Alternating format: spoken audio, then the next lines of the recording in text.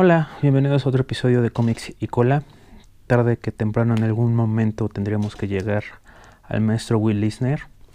En esta ocasión vamos a hablar de una de esas curiosidades que o se las encuentra tiradas por ahí mientras está recogiendo sus libros y demás, no se acuerda que las tiene. No me refiero a las ediciones de Norma españolas que sacaron sobre la obra de Will Eisner en su momento. Nos vamos a referir a esta serie que publicó Kitchen Sink por allá de los años 90, una serie mensual a modo de antología con autores que tuvieran bastante renombre. Este es el caso del número 2. El número 1 fue entero hecho por la dupla Alan Moore y Dave Gibbons.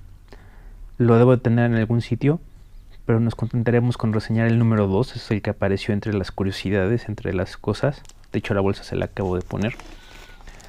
Y en este número aparece Neil Gaiman haciendo dupla en el dibujo con Eddie Campbell. De Neil Gaiman ya hemos hablado, como si hubiera necesidad de hablar mucho de él. Hablamos de él, de su Sandman. También ya hablamos un poquito de él en lo que refiere al Spawn de Todd McFarlane. Y sobra darle más introducción. Es una superestrella, mientras que el dibujante es Eddie Campbell es más conocido por sus trabajos con Alan Moore, en particular From Hell, del que salió la película de Johnny Depp. Pero también vale la pena de Eddie Campbell un trabajo que se llama Alec, que es como su biografía hecha cómic. Y sin más, vamos a ver qué es lo que esta dupla de autores interesantes pueden hacer con el Spirit de Will Eisner. Recuerda que The Spirit, el personaje principal, era un policía que se llamaba Danny Colt y que fue asesinado en la línea de deber. Resulta que el asesinato pues no logró su cometido. Danny Colt sobrevive, sin embargo mantiene su identidad real o su identidad civil como muerto, y a partir de eso él se esconde y surge en las calles como The Spirit, escondiéndose tras un antifaz y su uniforme, y así encuentra en el anonimato una forma más interesante de combatir el crimen.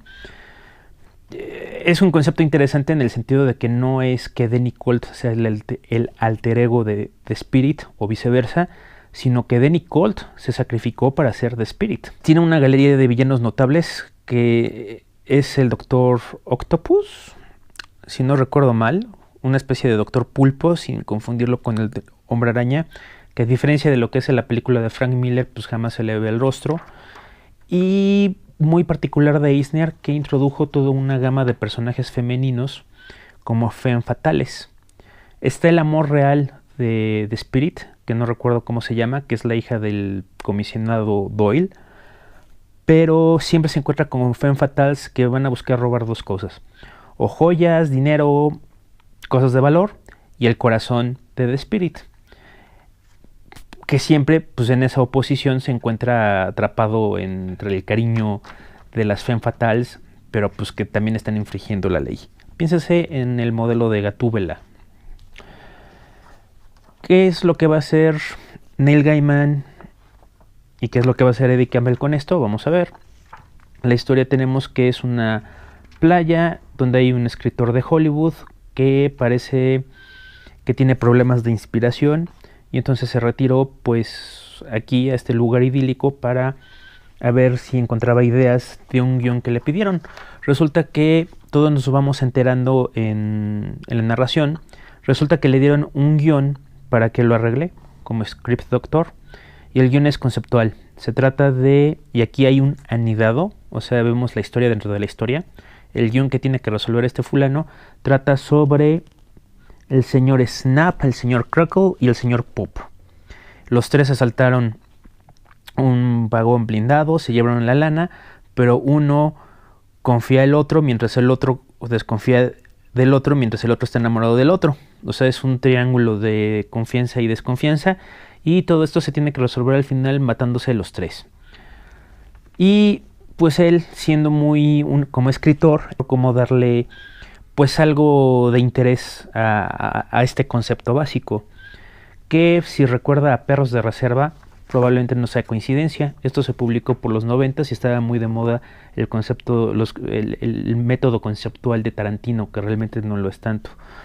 Y también Neil Gaiman es cuando empezaba de aquellas a tratar de incursionar en Hollywood como guionista.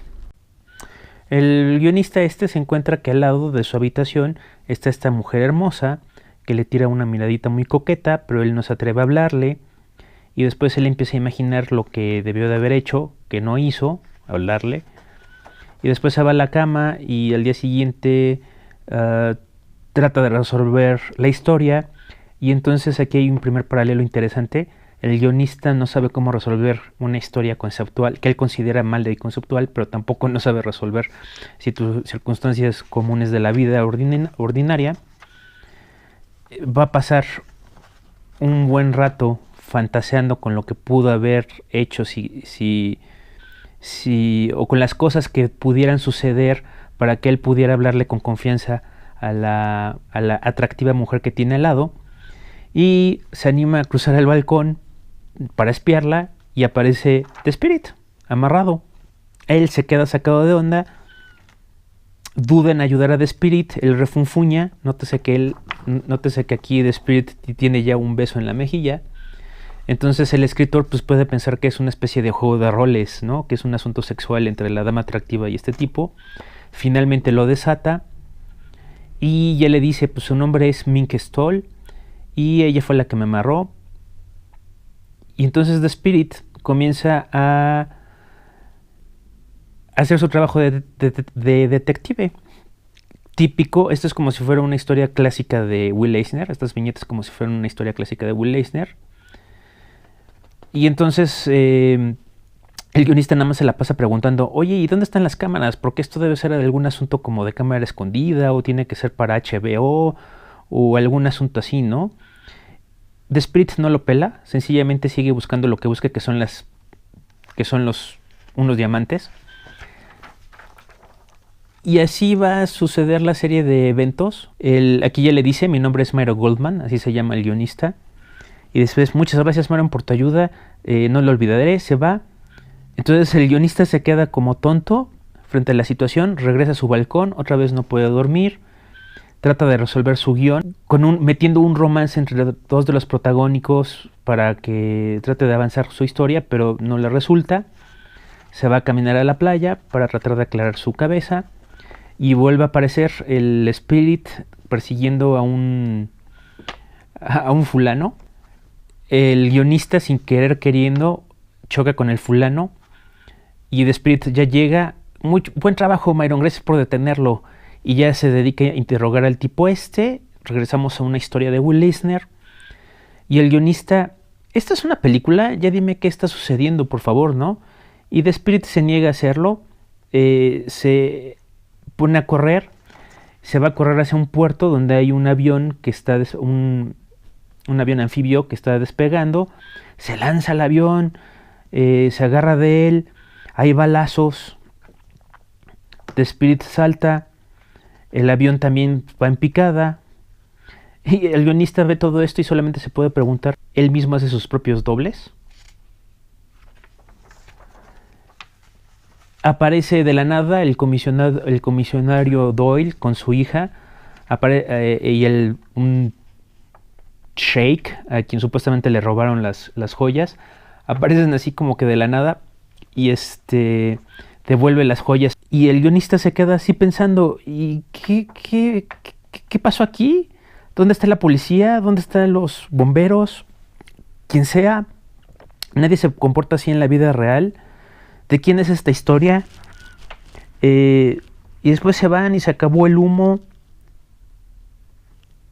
Y acaba diciendo el tipo ¿no? He estado trabajando demasiado y me está llegando mucho.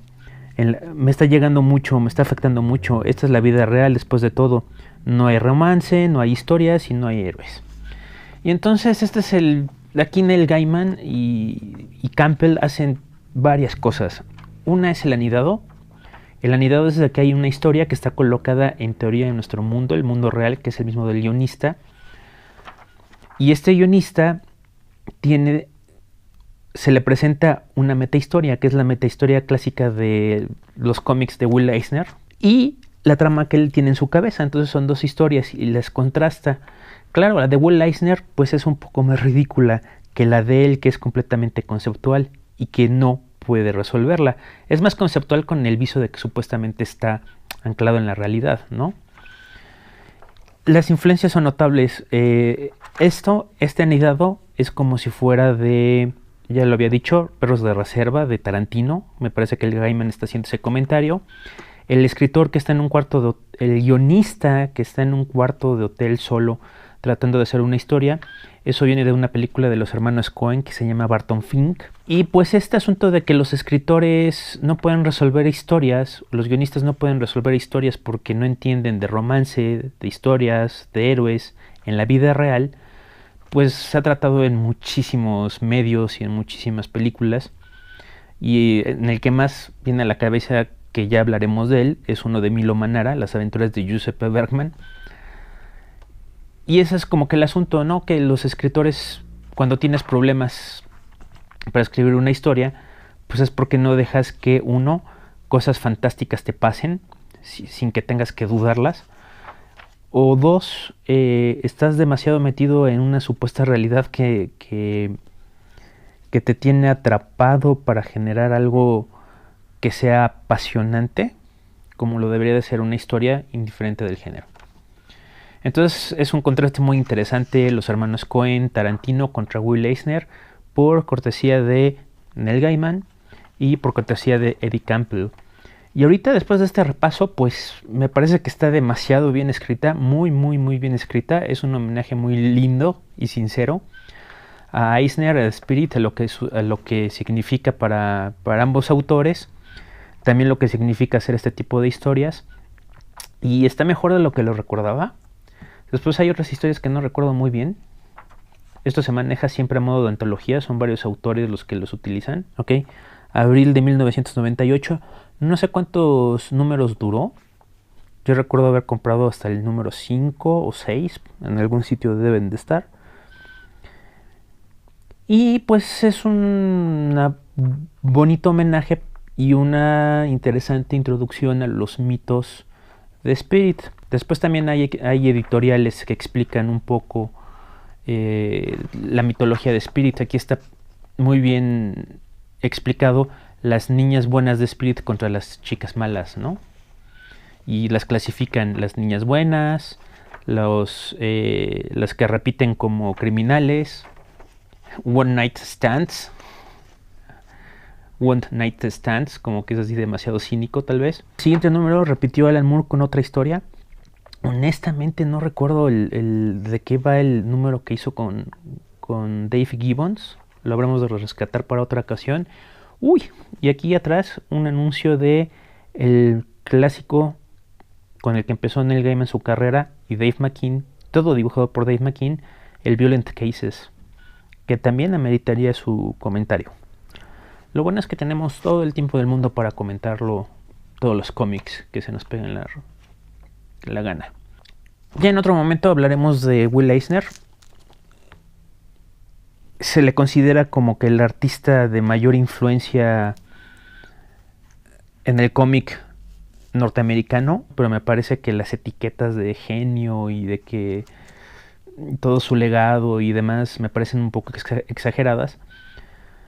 Y no soy así su más acérrimo fan, pero vale la pena repasarse algunos de los números de Spirit, de las historias que él hizo, por innovaciones formales que tienen que ver con la forma en la que contaba las historias, ¿no?